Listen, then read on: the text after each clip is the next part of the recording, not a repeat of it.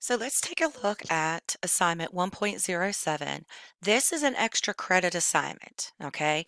You do have some discussion-based assessments that are required that you must do for a grade, but this is extra credit, okay? So if you'd like to get some extra credit early on in case you come across some more difficult content later on, um, I would take advantage of this, okay? So what you'll need to do is you'll need to make an appointment with me. I am using a program to set up appointments.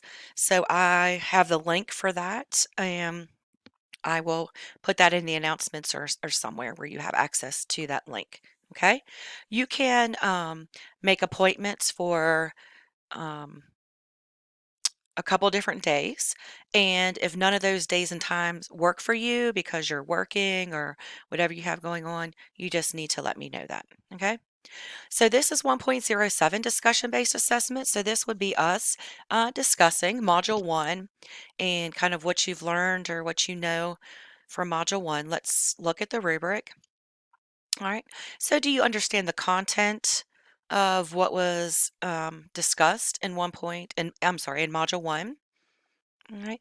Have you been able to apply that to your, if you've been writing paragraphs or, to your assignments?